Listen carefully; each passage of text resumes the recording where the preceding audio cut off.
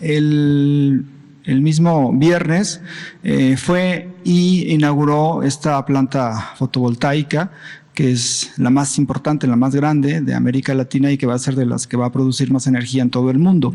Eso echa también por tierra toda esta guerra sucia que le hicieron de que usted estaba en contra de las energías limpias y toda esta cuestión.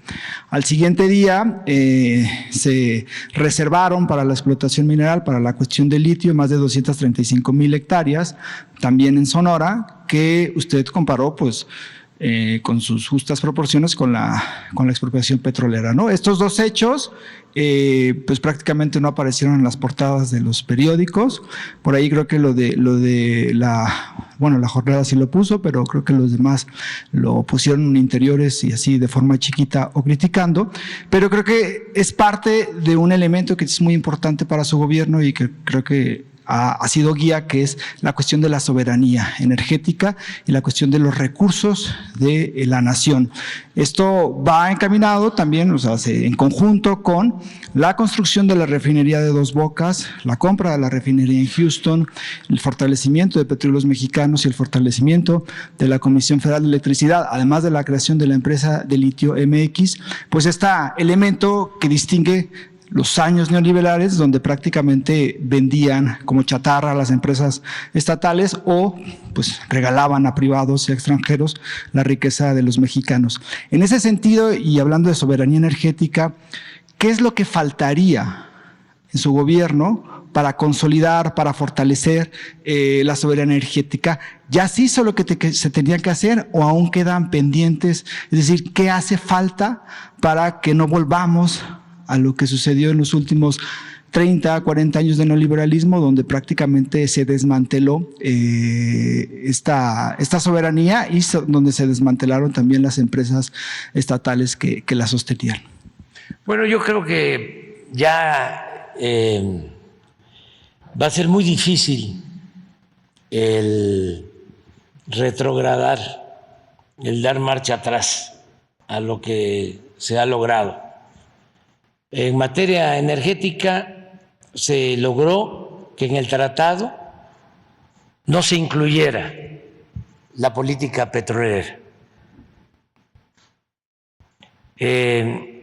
Eso ha sido muy importante.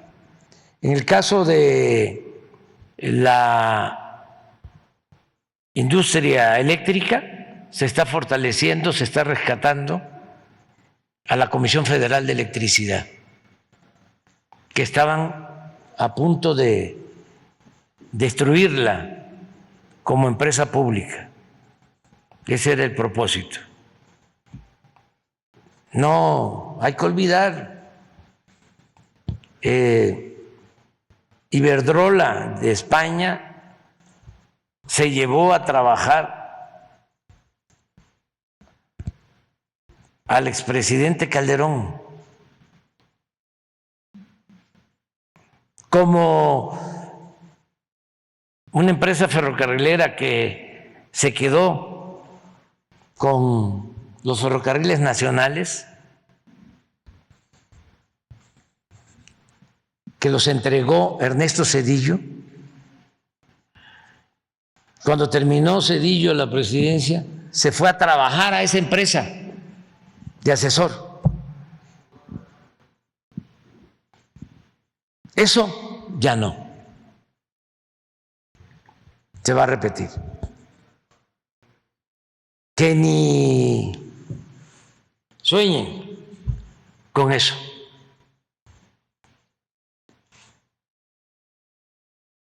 Porque va a haber continuidad con cambio.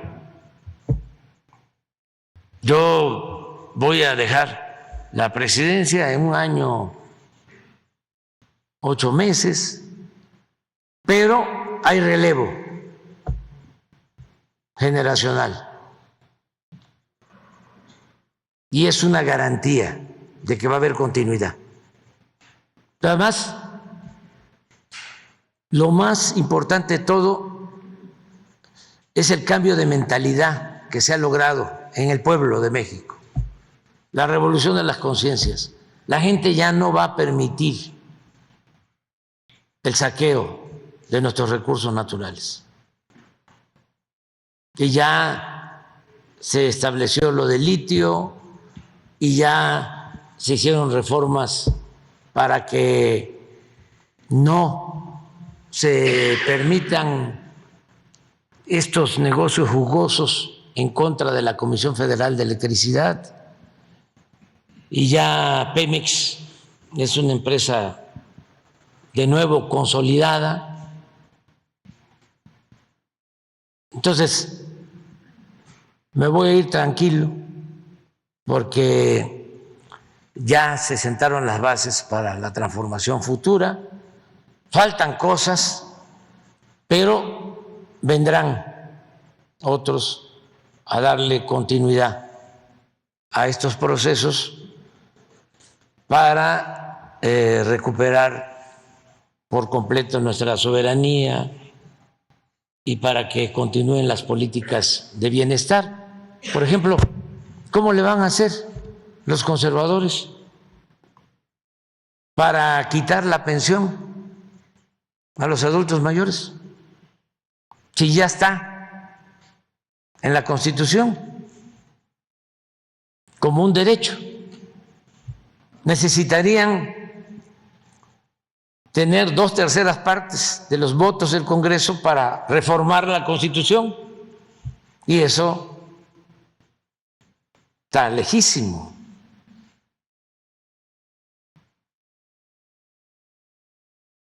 Ya es muy difícil. Y lo digo porque ya empezó el Reforma.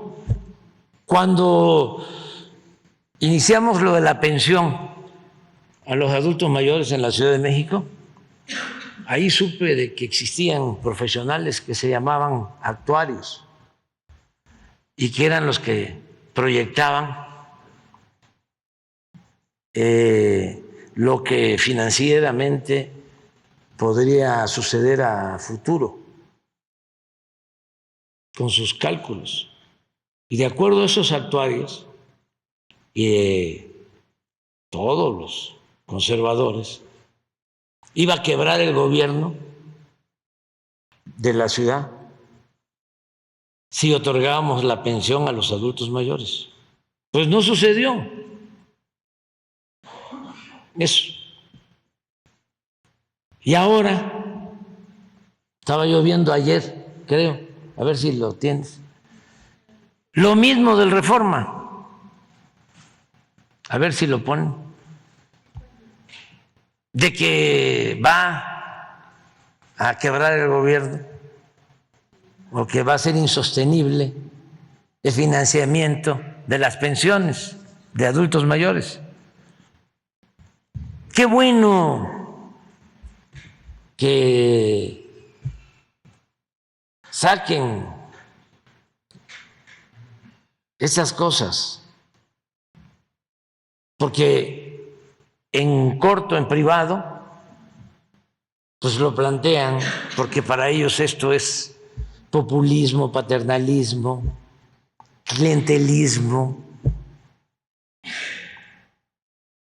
Para nosotros es humanismo, es garantizar que la gente mayor en el último tramo de su vida pueda vivir con un poco de holgura. Algo que sucede en muchos países de Europa, que se llama estado de bienestar, en donde se llega a una determinada edad y se recibe una pensión porque ya se trabajó, ya se contribuyó al desarrollo del país, y es una pensión que se entrega de manera universal, no solo a los pobres, sino es un reconocimiento a todos los adultos mayores, es garantizar la seguridad desde la tumba, desde la cuna hasta la tumba, desde el nacimiento hasta la muerte, que eso es el ideal, eso es el estado de bienestar. Pero a ver si sacan la nota Entonces, ese es el bloque que tenemos enfrente. Y muy contrarios al interés nacional. ¿Qué me va a extrañar de que estén en contra del rescate de Pemex los panistas? ¿Por qué me voy a extrañar si el PAN nació en 1939, un año después de la expropiación petrolera? Lo crearon los potentados de esa época para oponerse a la política popular y patriótica del general Cárdenas, para oponerse a la expropiación petrolera. Raro sería, que ese es el planteamiento que yo respetuosamente le hago a los del PRI, raro sería que el PAN, que surge en contra de la nacionalización del petróleo y a favor de las empresas extranjeras, que ahora estuviese defendiendo el petróleo. Eso sería rarísimo. Lo que está fuera de contexto histórico es que el PRI esté a favor de que se entregue el petróleo a empresas extranjeras, porque sí, en el 38, pues era el Partido de la Revolución Mexicana el que llevó a cabo esta acción patriota. Por eso va a estar muy interesante, porque el 26 vienen los conservadores al Zócalo y el 18 de marzo vamos a estar nosotros. El día de la expropiación petrolera, le aprovecho para invitarlos. Todos están invitados. Todos. Será. Tú no vayas a fallar, ¿eh?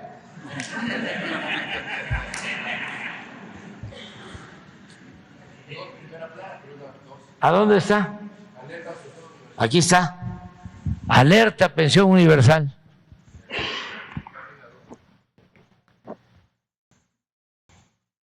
Consideran que disminuirán los recursos a otros programas. No. Si tenemos presupuesto. Este año vamos a tener como 339,000, este dato, para los adultos mayores. Esto es lo que dejaban de pagar de impuestos los machuchones, para que se entienda. Era lo que le condonaban de impuestos a los de arriba, a los que mandaban, pues, a los que van a venir el domingo. O sea, en vez de que no paguen impuestos los bancos como era antes, porque no pagaban impuestos los bancos, en vez de que no pagaran impuestos las grandes empresas que defiende el Reforma, como FEMSA, que no pagaba impuestos, de allá de Monterrey, y otras, pues se lo damos a los adultos mayores. Deben de entender que es que hay gobiernos que dan y hay gobiernos que quitan. Y ellos son de los que quitan. Eso no tiene nada que ver con populismo, paternalismo, comunismo, nada. Es humanismo. Y si nos alcanza. ¿Cuánto es esto? tenemos un presupuesto de alrededor de 7 billones de pesos. ¿Cuánto significa esto del presupuesto nacional? Ayúdenme a hacer la cuenta.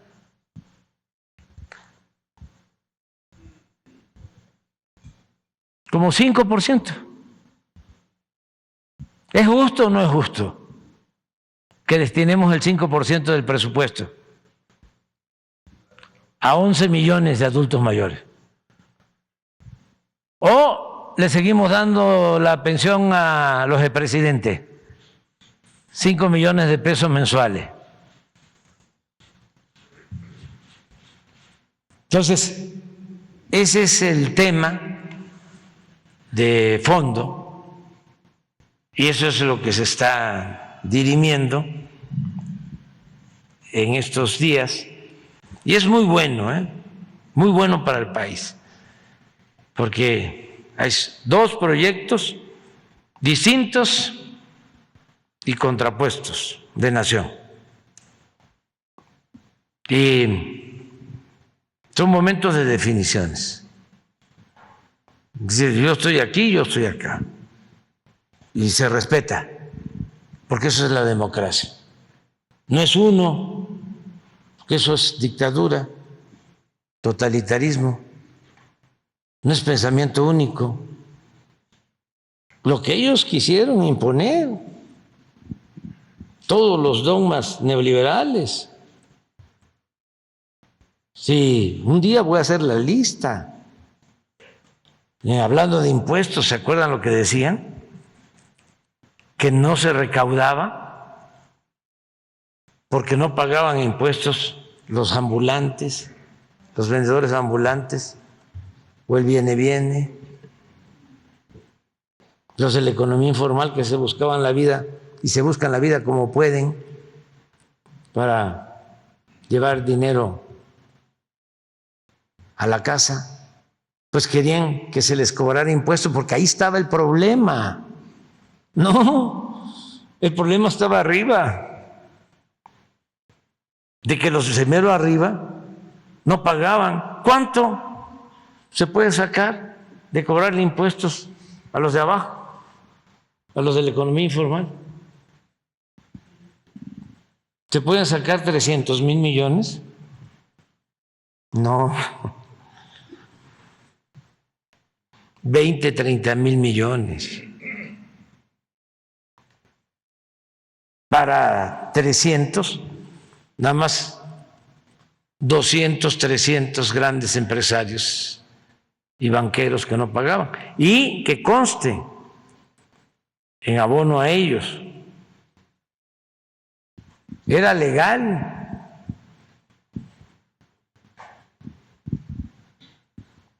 Ellos hacían su trámite y claro, lo autorizaba el presidente y se les condonaban los impuestos. Esa es una. El otro sofisma: si aumentas el salario, se aumenta la inflación. Luego entonces no aumentes el salario. Mentira. Mentira. ¿Por qué no aceptas más estudiantes en la universidad? Porque no pasan el examen de admisión. Mentira. No es que no pasaran el examen de admisión, es que no tenían presupuesto las universidades públicas y lo que querían era privatizar la educación. Hay que llevar a cabo la reforma energética porque vamos a aumentar la producción en 2 millones de barriles diarios. Mentira. ¿Cuánto ha aumentado la producción después de la reforma energética con los contratos a privados? 20,000 barriles diarios, no 2 millones de barriles diarios. Hay que aprobar la reforma energética porque de esa manera va a bajar el precio de la luz, de las gasolinas. Mentira, gasolinazos, incrementos en la luz.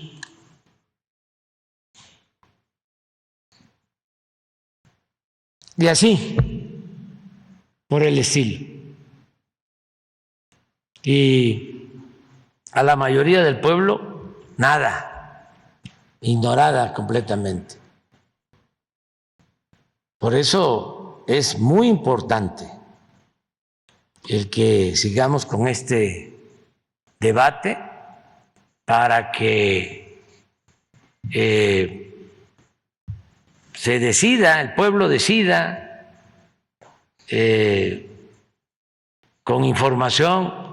¿Quieres que continúe el proceso de transformación o que regresen